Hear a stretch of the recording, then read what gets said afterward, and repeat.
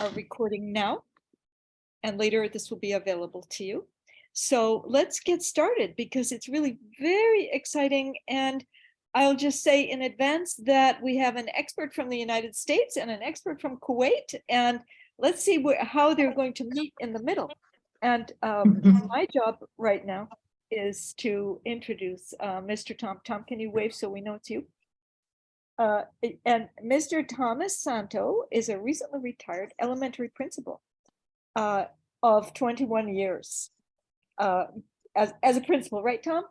That's correct. That's correct. He has spent his years as a special education teacher for 20 years, actually. So that's quite a bit of experience. He is a joy-filled principal on wheels. I guess that means he's in constant motion, going this way and that way. He has international and cross-cultural experience. His leadership has been nationally recognized in the United States by the National School of Character, the Parent Teacher Association National School of Excellence, U.S. News and World Report magazine, very prominent leading one, highly ranked elementary school. Thank you so much, Tom, and the floor is yours. Well, it's a pleasure to be here today with all of you and also to welcome our international audience and especially those from Tefel, Kuwait, who has helped organize this meeting today. We have a great pleasure and honor to welcome Dr. Shaaban here today. She's an esteemed guest speaker, an exceptional individual who has made significant contributions and has garnered immense respect and admiration from her peers on an international level. Dr. Shaaban is a licensed educational psychologist, highly trained in learning disabilities, an expert with 23 years of professional experience in the field. She's been working in the educational field in Kuwait since 1996 in multiple professional capacities. At the same time, Dr. Shaaban has presented at many professional events, Kuwait, Amman, Bahrain, Dubai, Lebanon, Qatar, internationally. She's passionate, she's collaborative. I could go on, but I really don't want to waste my time because I think Dr. Shaaban could better share her experience and her background. So I would just like to say it's really important for us to join together in a collaborative nature so that we can do our best to promote an inclusive educational experience for all children. And that's why we're here today, to talk about special education and see how we can create a movement that would highlight 21st century learners for all children. And now Dr. Shaaban is going to show us how to do that. Thank you, Thomas. Thank you, Tiafal, Alison, Sandy, for hosting me. Thank you for the participants who are joining us. I'm really happy to be here with you. I'm really thankful for inviting me to talk about my experience and journey with special needs students here in Kuwait. A journey that has started actually 27 years ago when I got married and moved to Kuwait and joined one school of its kind, Fawzia Sultan International School for Students with Learning Difficulties. And it was then when I started talking about special education. Just to give a brief, I spent 10 years at Fawzia Sultan. First, when I came to Kuwait, I started as a teacher assistant, then I was promoted to be a teacher, then a coordinator before moving to Creative Children International School to take over a superintendent role. And then at Nebraska School, and also I was an executive director there. Both schools were schools for Creative Children International School was a school for special need and learning difficulties, while Nebraska International School was an inclusive school. After which I was assigned as an expert in LD/ADHD with the United Nations Development Program to assist Kuwait Association for Learning Differences. So since then till now, 27 years, it was an amazing experience. Actually, the first years when I joined Fawzia Sultan, I witnessed many students with no future, mainly LD students, inattentive students, impulsive, they don't know how to read, how to write, how to spell. And then with a tailored program that was done for them, I've seen them graduating, moving from high school to universities. And then I worked with some of them when I was the assistant director at the AUK, at the counseling center at the AUK. I worked with few of them and see them graduating from a university. So since then, I realized that a lot can be done to students with a special need, and that as professionals, we can make a difference. And we have the power to touch their lives. It was like a fact that I could see that it's all about us teachers. I would talk a lot about this and about the role of teachers mainly in changing the society, the attitude of students, of parents. I think a lot of it is on our shoulders. So this is why in 2002 I established the Learning Difficulties Professional Association. It was created to generate awareness among teachers, professionals. A group of professionals actually volunteered their time to give workshops, free of charge workshops, just to work on on keeping the teacher as updated with what's going on in the special needs field. Especially that at that time in Kuwait, special education in Kuwait faced several challenges, like the concept of inclusive education was still evolving, and then there were not a lot of specialized schools. Many schools lacked the necessary facilities, the equipment. There was a lack of trained teachers and support staff. So this is why we had to do at that point, we had to do an action, and we had to interfere to start working on elevating the teachers' awareness before started working with the society or with parents, because at that point, it was very important for us to work at the teachers' level. At that point, I was a member in IAN, the International Administrators Network. And funny that when I was talking about learning difficulties, many of principals and superintendents would look at me, but we don't have learning difficulties students on our schools. And I was looking at them, oh, do you really believe that? Do you really believe that you're running a school with 2,000 students in and you don't have students with learning difficulties or with ADHD in? That's ridiculous. If you would look at the statistics, we do know that in every classroom of 24 students, we have at least 2 students, maybe they're undiagnosed, unknown, but they're there. So since then, we started working with teachers, with spreading awareness as I said, at the schools and teachers level. In 2007, the Kuwait Association for Learning Differences was established under the leadership of Mrs. Amal Sayed. The call addressed mainly parents, and so the main aim for CALD was to guide families on how to deal with the students. So for learning difficulties, we started working with teachers. CALD started working with parents and with the policymakers, because on 2007, at that time in Kuwait, there were no laws yet. The stigma was too big. The negative societal attitudes toward individuals with disability was really bad.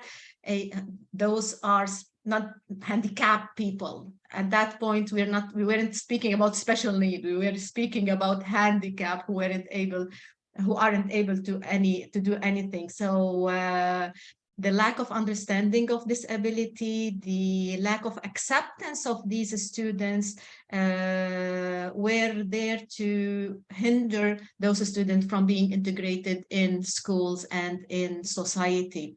Especially, as I said, there were no laws at that point regarding special need or special education or what so on. Luckily, by 2010, and here I'm going to speak about the development and the transformational journey for special education in Kuwait. It all started in 2010 when the Act number 8 was passed by the government, and on 2013 Kuwait joined the Convention on the Rights of Persons with Disabilities. So this started to be the critical point of the change that has happened in special education in Kuwait. And there has been, and you could see at that point that there has been a effort putting with the national, with the UNDP and then Kuwait Vision of 3035 was there, and you could see that that movement of change has started. So from 2010 till 2020, many amendments were done to that act, number 8, to the law number 8, and then we've seen, due of that, we have seen many specialized educational institutions. So now we have around 25 schools for special needs students. Around 60,000 students with disability are registered under the public authority for people with disability. So by then, Kuwait started to prioritize the integration of students with disabilities into mainstream schools, promoting inclusive learning environment. However, and on top of that, also throughout that time, those 10 years between 2010 and 2020 and 2021, and I will say what happened on 2022 and 2023, lots of effort have been made to combat stigmatization and promote acceptance. Many NGOs worked on that, called the Learning Difficulties Professional Association, many NGOs in Kuwait, many awareness campaigns were there, the conferences, international conferences, parents forum, on top of it, the financial support programs. So many initiatives were there to help these students. And then we started to hear about the students with a special need, banning the use of the terminology handicap.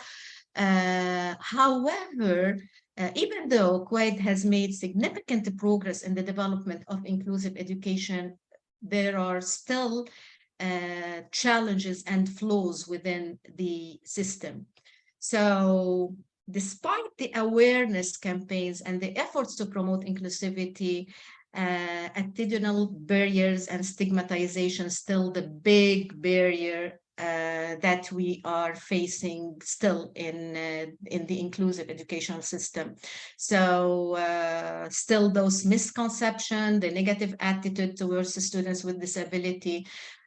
The sad thing that it's not just the uneducated people who had that misconception on how to deal with these students. Even we could till now see it with few teachers there, especially teachers that are a bit like the teachers who teach sciences, or they're a bit away from the psychological field. Still they don't understand exactly what disabilities are, especially whenever we speak about learning disabilities, those hidden disabilities, learning disabilities, ADHD, or what so on. So this was one of the main issues that till the moment we are still facing, plus insufficient teacher training. So This is why teachers, whenever you put a teacher with 24 students or 30 students in a classroom with disabilities in, and they're not ready, they're not equipped, the schools has no resources, that would make it hard for them to deal with it and to give whatever they can give, even though if they are committed to help those type of people, of students. Again, the inadequate support services, we do know that whenever you have an inclusive school, you do need to have in that school the psychologists, the counselors, the speech therapist, occupational therapist, and we do know that many of our schools yet do not provide those support services. The main issue, I do believe, that hindered Kuwait from, even though they put lots of effort to get into a point to include these students, to include these people in the society. However, the main thing that was hindering Kuwait from reaching their vision, the government vision, and this was highlighted by the UNDP Committee on the Rights of Persons with Disability, that Kuwait still, till now, in one way or another, apply the medical charity approach to disability. What do I mean by that? I mean that they still, the society, even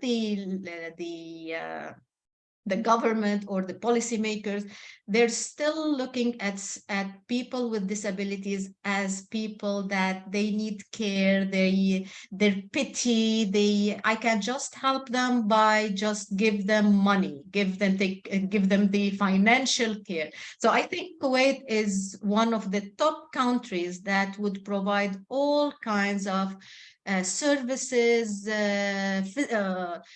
financial services, financial support, whatever. Students, you do know that students in Kuwait, students with disabilities in Kuwait are funded by the government, and the government would pay around from 4,000 to 6,000 KD per year for every single student.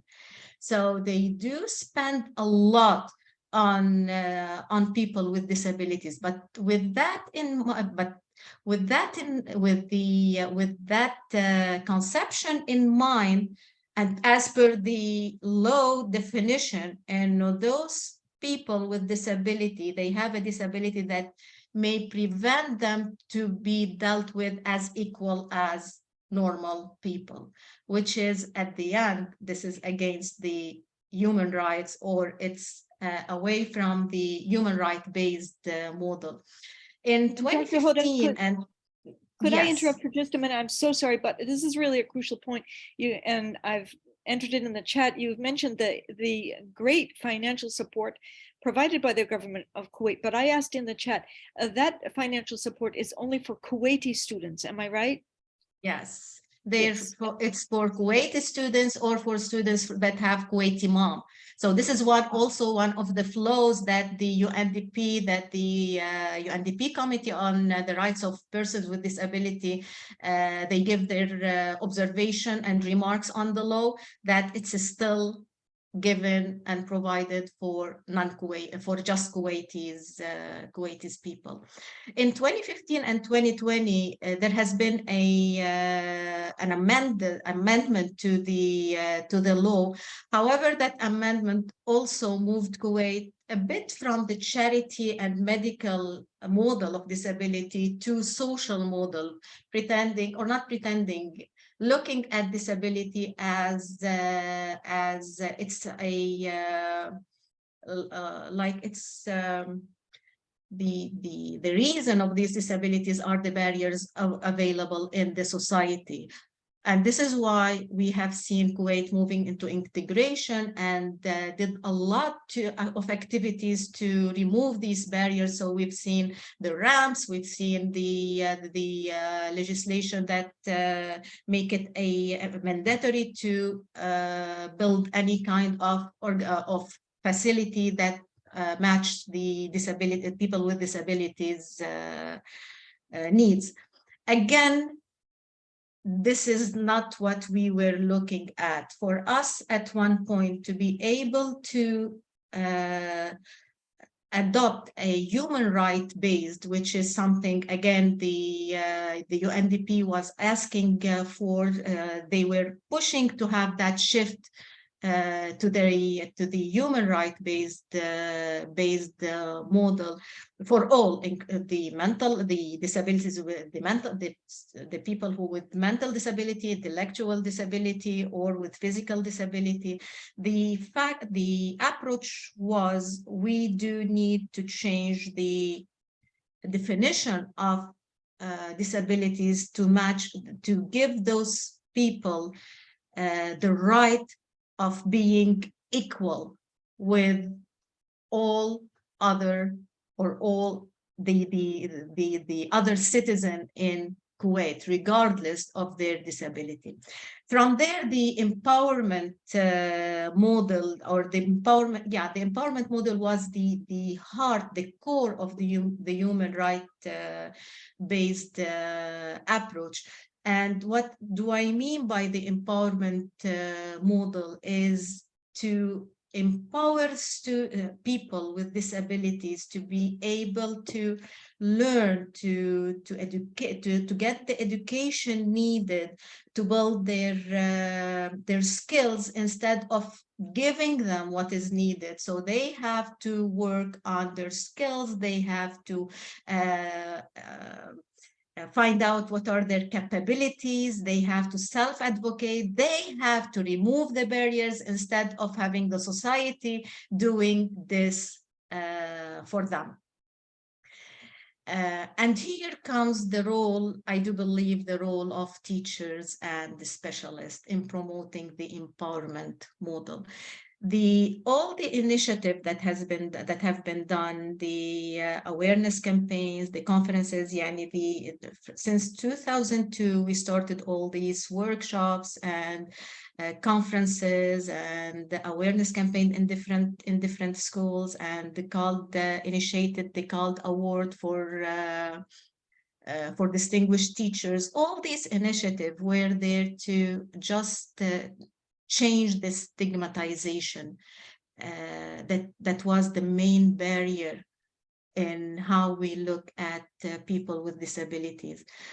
In my opinion, and after working with teachers, parents, students with disabilities, I found out that the main role that can be played to promote an empowerment model is it can be done by teachers and the specialists. I do believe that you are the only one who can contribute significantly in removing the barriers and foster respect and the rights of these individuals to contribute in the society, regardless their abilities. Many teachers would ask me how we could do that, why you're saying that we're the ones who can do the change, because I do believe that students and parents would look at teachers as if they are the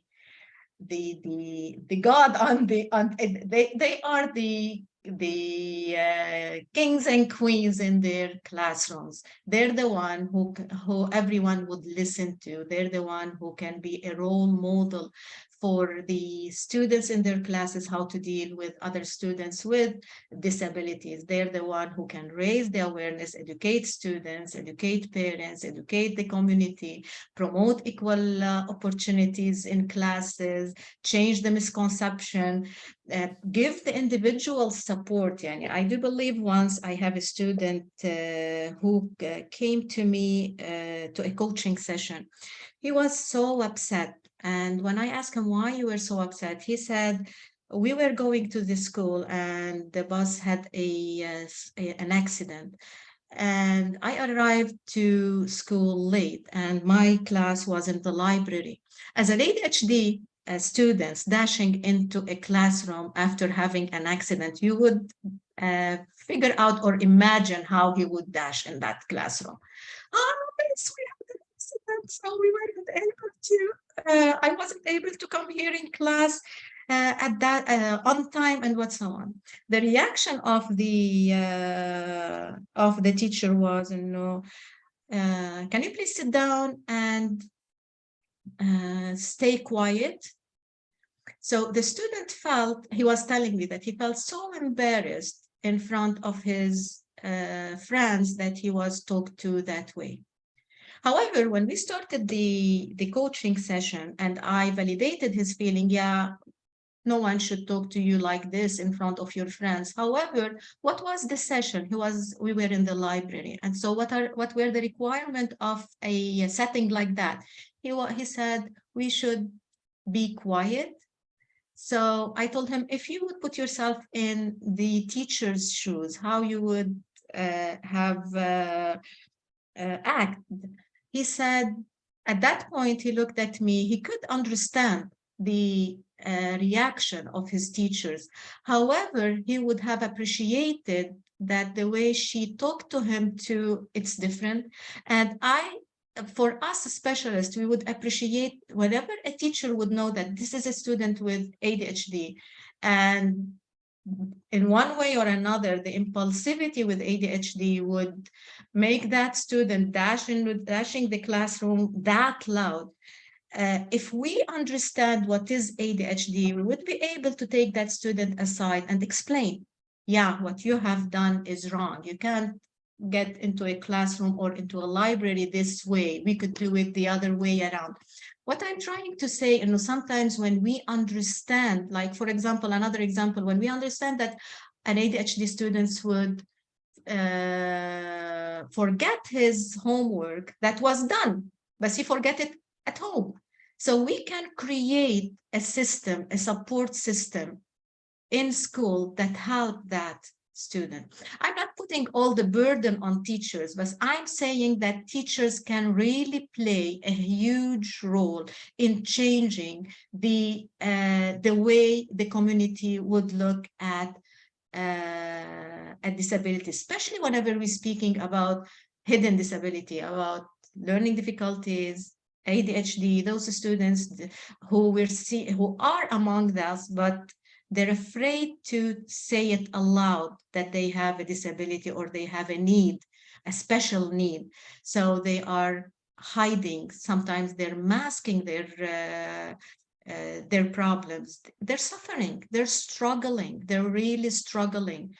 And if we as teachers, we're able to give them that acknowledgement that this neurodiversity is cherished. You have learning differences, not learning difficulties. So if I am as a teacher, I can understand that. Just what is needed is to understand that I can change his life. I can change his future. We do know by now that more than 65 students with ADHD, they also have anxiety. Why this anxiety or depression? Because they have a high IQ, but their performance doesn't match their IQ, and the negative remarks that they're hearing over and over again are tremendous. So this is why I'm saying, when we understand disability, when we advocate those students, they will be empowered to advocate themselves. They would stand up and say, yeah, I have ADHD, I can do this and this and that. I have problem with attention. However, my brain works differently. I can do different kind of things. So role modeling is very important also in classrooms. The way you treat that ADHD students in class, his classmates would treat him the same. They're looking at you, how you're doing that.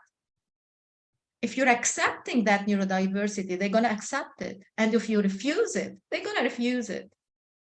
They're going to bully that. Many of our ADHD and LD students are bullied. And why I'm stressing on ADHD and LD, not just because it's my specialty, because it's a hidden disability. So whenever we see a student on a wheelchair, we would feel pity for that guy. Oh, haram, let me help him, let me push that chair. However, for students with ADHD, with hidden disabilities, we don't empathize with them. We just expect that they should act the same way as a normal student. And their brain works differently. That doesn't mean that they're less, but the way they process things is different. So here, to be able to help these students and to do our part as teachers in such a community and in special education field and all, and collaboration is a must among teachers, among specialists, knowing more about that, share our expertise. I know that it's too hard to have, like, for example, 2 or 3 ADHD in a classroom with 24 students. I know it's too hard. It's exhausting. However, believe me, if you would know how to deal with that, you would suffer much less than what you're suffering right now. Now the class is clowns. They would try, if you don't understand what they need, they would make your life hell. However, if you understand them, if you would just embrace their diversity, they would work with you, not against you. So what do you need to do that? Just to have a comprehensive understanding of the different types of disabilities that you may see in your classroom. You need to learn the inclusive teaching strategies that cater to the diverse needs of students with disabilities, knowledge of differentiated instruction. And you do need to be equipped with the tools that would help you hang up there in your classroom. You need to learn these tools. You need to equip yourself to be able to create that inclusive environment. And I can understand that whenever the government would say, we're going to change all our, and this is coming, by the way. So, and soon it's coming when the Kuwait government would say all schools in Kuwait should cater students with disabilities. So, yeah, I can understand that teachers needs to be ready. They do need to learn how to deal with these students before having all these students around.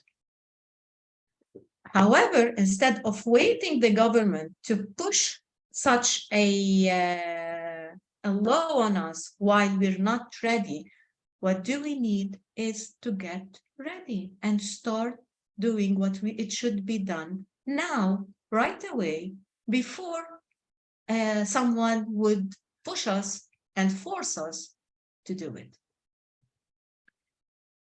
For me, in 2019, I did develop an integrative therapeutic approach for LD ADHD. I called it Decision, and it was based on it was research based. It was based on the empowerment model, which would look at the disability. And here I'm talking LD ADHD.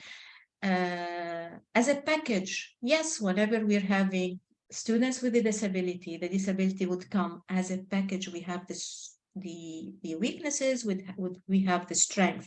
So if we are able to teach those students the skills needed to control their weaknesses, then they're able to help themselves and reach the university. And by that time, when they reach the university, they're equipped to be able to create their own lesson plans, move on throughout the classes, which is different than when being in a contained classroom in high school. Now these students are moving to university unprepared. There is no transitional program. They're unprepared. This is why they fail sometimes, not because they're not clever enough to understand the content that it's presented. They fail because sometimes they miss deadlines. They miss classes. They're late to their classes. No one taught them those soft skills needed to be able to succeed. So all what it needs from us is to learn how we can do this change in our classes. If we as teachers aren't able, or we didn't look, all what we're looking at is that curriculum that need to be taught. And we're running the whole year. We don't want to miss anything. We have a curriculum to finish. The curriculum, not just the curriculum, would make successful students. So the decision integrative therapeutic approach was done not just for specialists. Actually, I added to it on 2020 the Dear to Me coaching model. I finished my coaching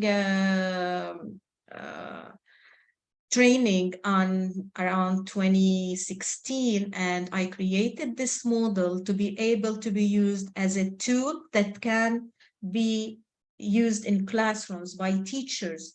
So to teach those students the skills needed to empower those students in one way or another to be able to have that self-respect, self-esteem.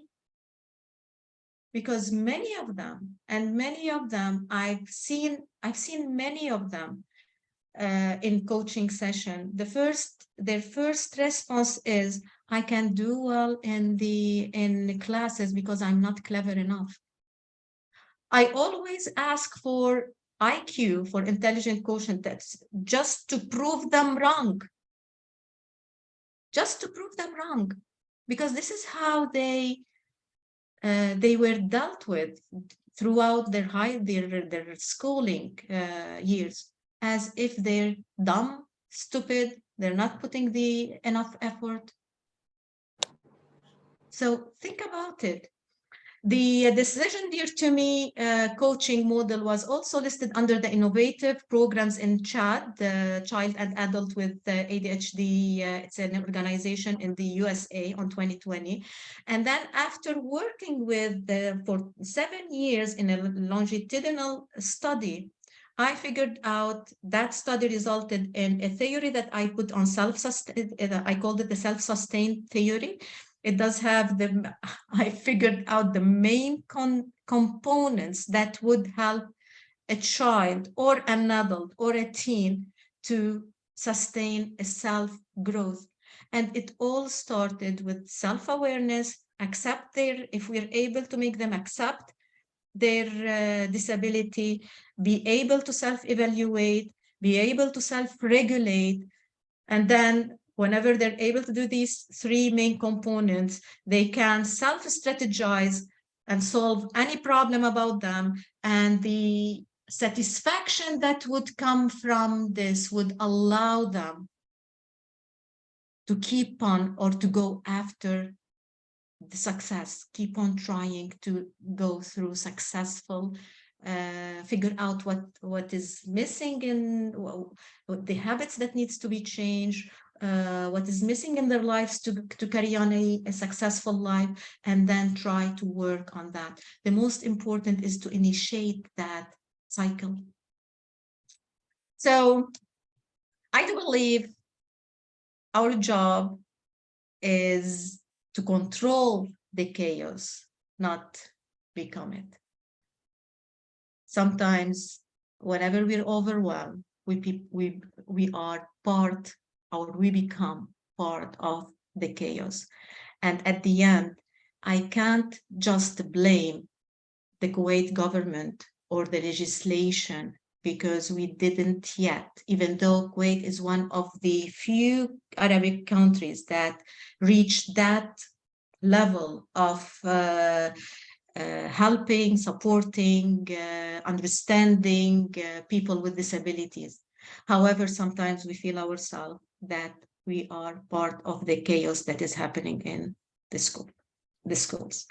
So this is in brief how was the special education in Kuwait in 2000, and then how has been changed and the development that has happened from 2010 to 2020. And now recently, there has been, Kuwait passed a new law for disabilities, for people with disabilities, law 2023. So I'm open to any question, and I hope I didn't put on your shoulders a big burden. So go ahead. Thank you so much, Dr. Shaaban, for sharing that history of the development of special education in Kuwait. and your broad experience that can help us internationally. So this is a perfect time for anyone in the audience that has any questions on the topic that has been shared by Dr. Shaaban. Let's see what you'd like to hear, respond, and get some expert advice from Dr. Shaaban. May I speak? Yes, sir. Thank you. Since I work at Institute, it's a private institute.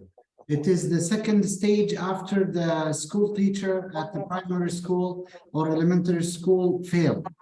Mostly, I cannot differentiate between the students who has autism or maybe hyperactivity, but what do? I always follow the psychological approach, and I maximize their belief in their self-esteem, and I try to reduce the anxiety according to Stephen Crush and effective filter. Am I right with that? And what are the tools that I can identify that the student has an autism or he has a struggling with his mentality? But what can I say? I'm sorry, what can I say whenever I feel the student and I sit beside him and I encourage him, I put him to believe in his ability, I find that there is a big change on his grade at school back there. Thank you. Yeah, thank you, Mr. Anas. Actually, it's very important to encourage a student with ADHD, LD, or our students in mainstream or inclusive classroom. However, encouragement, just encouraging these students can't help them. Actually, sometimes encouraging those students without teaching them the skills needed would frustrate them more. Those students needs to learn the skills. Whenever I'm saying learning difficulties, I mean that those students, I'm talking about the students who is in grade 7, but he's functioning or his performance level, the actual level of performance in grade 5, for example. So he has a 2-year gap. Encouraging that student to do the division and he doesn't know how to do subtraction wouldn't help. So what is needed is to figure out what is his actual level of performance, what are the skills that he lacks, and work on these skills. Here, what I can suggest to you and other teachers, it seems you are a good teachers. You have that white heart, that passion to help your students. So start by joining a training course that would teach you about learning difficulties, autism. So you will be able to differentiate between them and you will be able to know what are their needs. So instead of just encouraging them and at the same time suffer with them because you would love to help them and you're not being able to do so the proper way. Learn the skill yourself. Go to the join a training course, find out what's the difference between these disabilities, how to teach students with learning difficulties and ADHD or autism, whoever are on the spectrum, and then use your skills when teaching them. So by that, you will be able to take yourself and take them to another level. This is something I always share with the teachers. When we started with called the Distinguished Teacher Award, the main thing was behind the award is not just appreciating or just appreciating the teachers and give them those financial awards.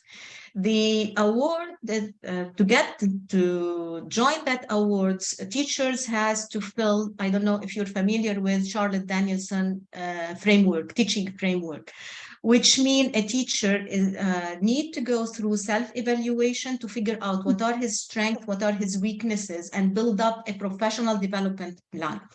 So I do encourage teachers to figure out what are they good at and what do they need to work on themselves, the skills that they need to work on themselves to make their performance better, and go for it.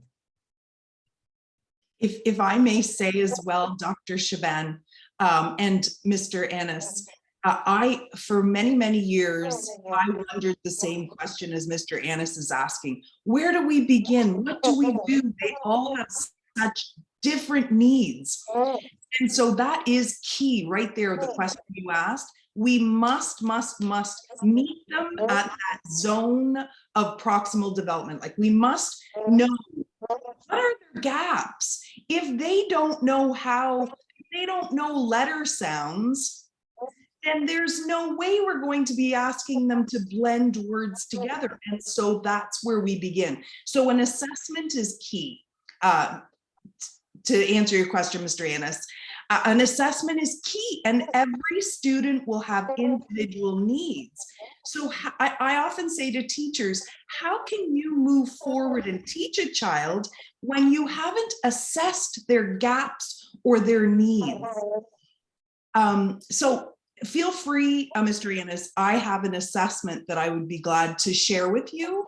And that is an assessment from the very, very beginning, even starting at rhyming, because rhyming is a phonological skill that we need to be able to progress up into reading skills. So I'd be glad to help with that as well. But I think too, Dr. Shaaban, one comment I'd like to make is, I think the first place we need to begin is this learning disability word. It's not a disability. It's not exactly. Right. And so often when I work with students or teachers, I often say, I know doctors who have learning differences. That disability word immediately starts off by minimizing these. Exactly. Yes, and so their ability to advocate for themselves is already diminished because I have a learning I'm disabled. No, they're not disabled.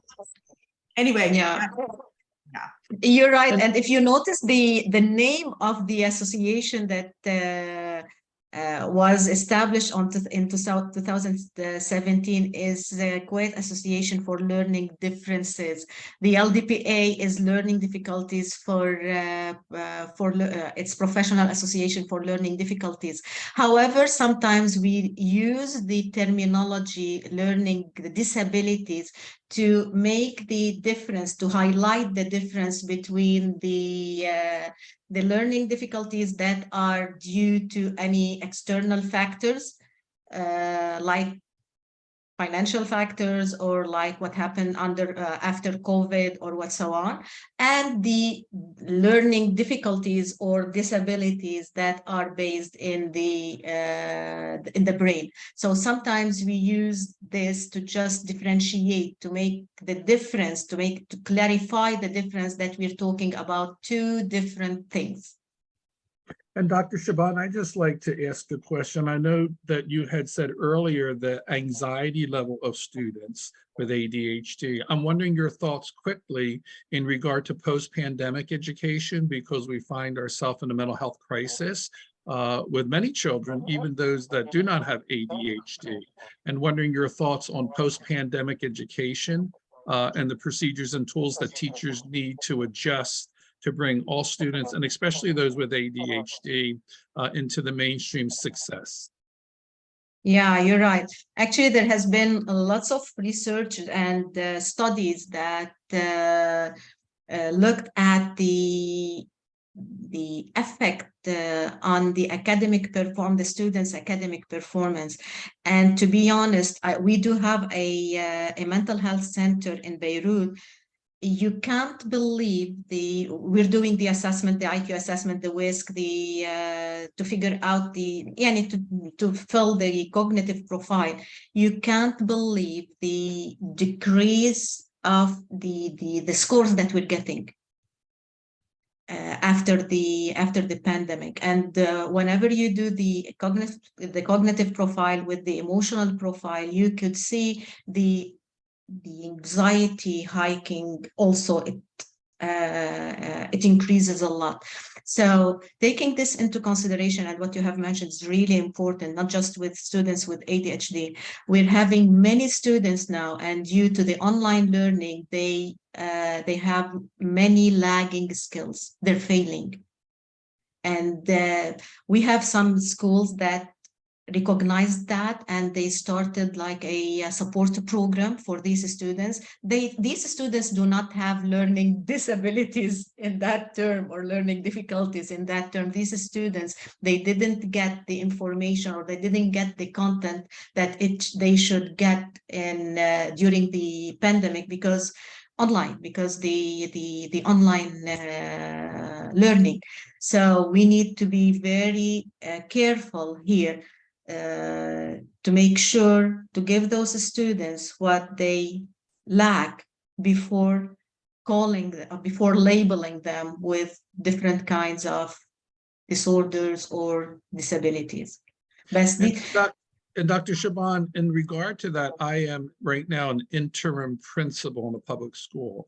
I did retire for a year after 41 years of education, but I called back because the principal in a particular building exited, and then I came in March, April, May, and June. So I'm right in the midst of an elementary school, K-5. And a question that I have that would parallel with what you're saying with students, I have noticed teacher self-care is just as important at this time post-pandemic.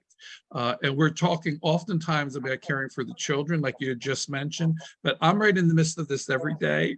And I do see the importance of addressing the teacher self-care and social emotional learning and the anxiety and all the transition from post-pandemic education to the learning gap to the emotional gap with the staff. So I'm wondering what your thoughts are. You had mentioned teacher training for students in regard to the disabilities or difficulties or differences. I'm wondering your thoughts on the teachers now that have come back and are having, some of them, difficulty themselves in their educational practice and their craft.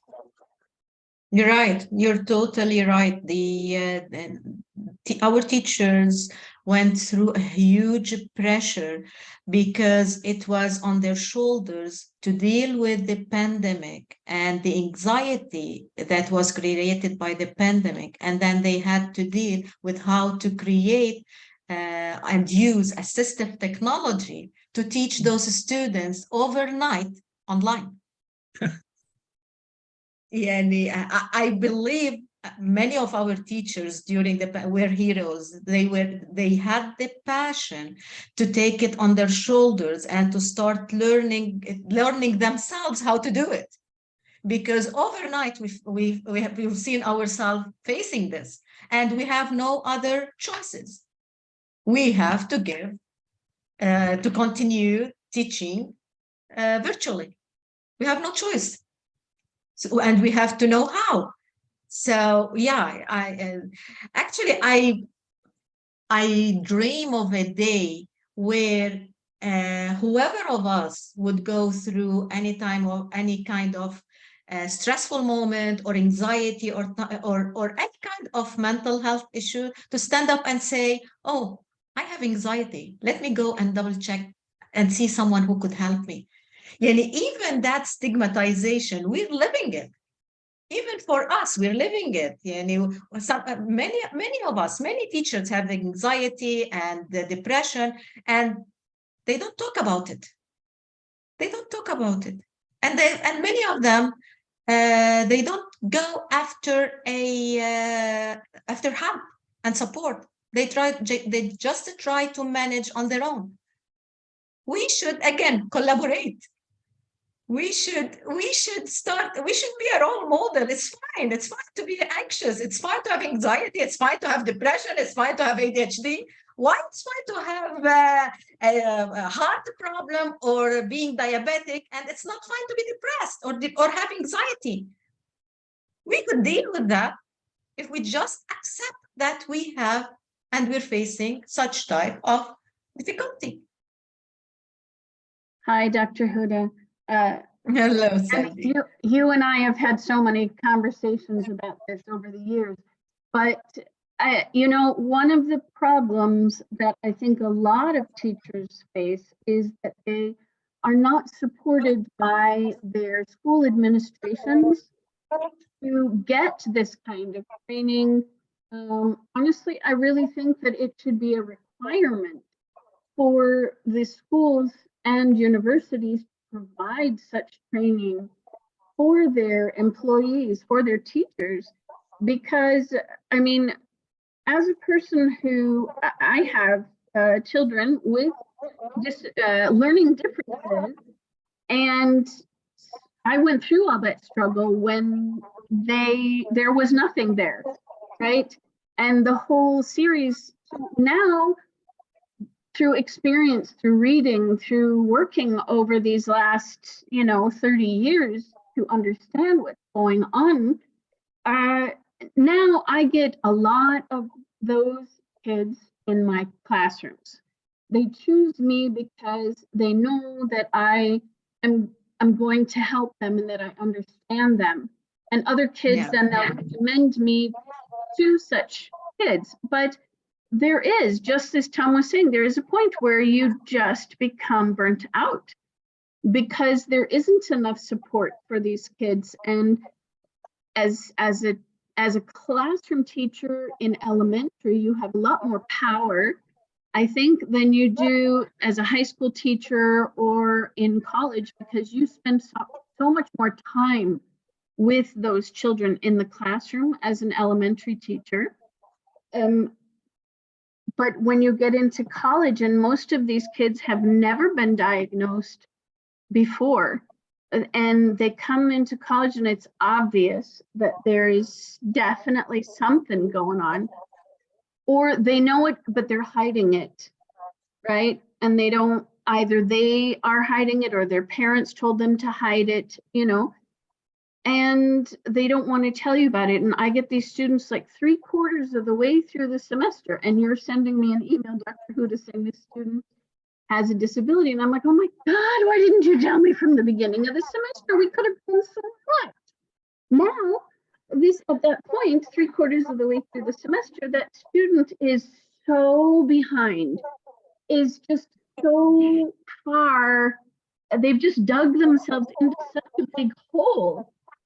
And usually they've missed so many classes because So Sandy, excuse the interruption. At this time, if you can just finalize your thoughts, and Dr. Shaaban, if you can then just answer her question regarding that. We're coming to a close because it's 10 o'clock and I do want to respect everyone's time. Wonderful. So if you want to finish that thought, and then Dr. Yes. Shaaban, if you respond, and then I'll end the session so we can respect everyone's time.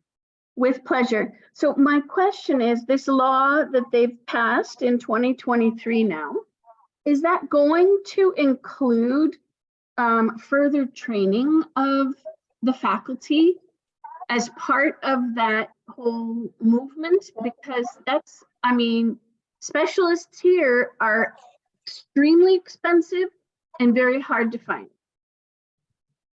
Yeah. Actually, yes, I was going through the amendments for the articles, and one of the articles stated clearly that there should be intensive training for teachers and people's working with the students with disabilities.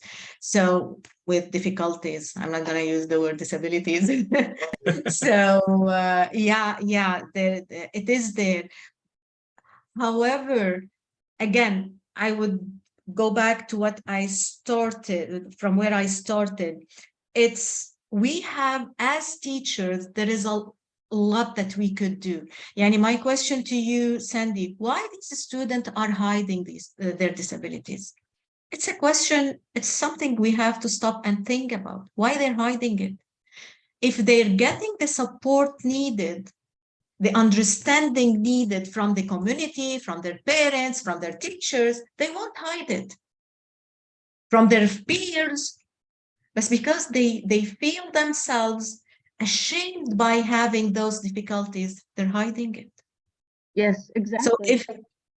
So if we can at least do our part as teachers, I'm not going to wait till the parent understand the importance of this. We're the educated people. So if we start with ourselves as teachers, as faculty, if we don't know, we say we don't know, and we need to get more information. And actually, to be honest, in Kuwait, Sandy, we're having lots of professional development. Yani, let me talk about CALD. Every single year, we're having an international conference. We're hosting an international professional. We brought Hollowell to Kuwait. We brought Barclay to Kuwait. We brought too many professionals were there. Yani, Kuwait really invest money in training. However, we have also to figure out what type of training we need to attend, when to attend it, how to do it. And we have also to help ourselves. Yes. Look at you, Sandy. You're doing extremely a different job. And as you're saying, many of our AUK students would choose Sandy because she understands them. So thank you so much, everyone, for attending. I love the comments and the exchange and the dialogue that we have, and especially being at an international level. And just coming from a practitioner side, here again, I'm right in the midst of this program in a public school, and I confirm exactly what Dr. Shaaban has said and what we've all been sharing. We have to take deliberate and proactive, intentional action. And one of the things that I think that oftentimes has occurred in this post-pandemic educational process is a loss of joy. I'm a big believer in joy, especially in the elementary school, and joy in learning. I think it gives us strength and gives us the capacity to imagine, to be innovative, to initiate, to dream, and to bring students, staff, and others to another level where we're building community with each other and we're working for the common good, for all good. Parents love the joy when they see their children come home with a smile on their face. So as a leader and the role that I'm taking right now, I think it's really important to review and analyze the community that you're working in. And once you review it, see where the gaps are and begin to model through proactive action measures that you as a leader or a teacher actively take, and then assess whether it's working or not. If there's progressive change, is there growth? And then begin to communicate those strategies, those tools, and those techniques that can help support the teachers, and not only the teachers, but the students and the parents as well. When we create a positive environment of learning for students that is expressed through proactive measures with administrative support, the parents begin to support those initiatives and begin to work together for not only your children, but for the classroom and then the entire school community. So we adjust, we implement, we become proactive, and we build a joyful environment. And what I have found is when joy is maintained and sustained with the staff, it begins to change and set a calming mode within the school. And when there's a calming mode, there's often opportunities for students to become inquisitive. They ask questions. They're not as shy. They become emboldened. They almost use the gift of courage because they're comfortable. So it's my hope that through this session, as we work together in a collaborative nature for students with, I learned today, differences and difficulties, not disabilities, but promoting the common good of all students in an inclusive nature, that we can move forward maybe in our next session, which will happen in September after summer break for everyone. And I put it like this: throughout the year, teachers have planted seeds of knowledge in the kindness in the garden of a child's mind and watch them grow in flowers of wisdom and compassion. And so I always say, keep in mind the power of a seed. For every seed holds the promise of a beautiful garden. Yeah, totally true. Thank you a lot. Thank you, Tia, Fal. Thank you, Alison, Sandy. Thank you all for being here. Thank you, Santos. And I enjoy being with you today. Thank you. Okay, thank you. If Sandy, if you could close the recording, and then Dr. Shaaban, if you could just hold on a minute, we can chat before everyone leaves. All right, fine. Thank you. Bye, everybody.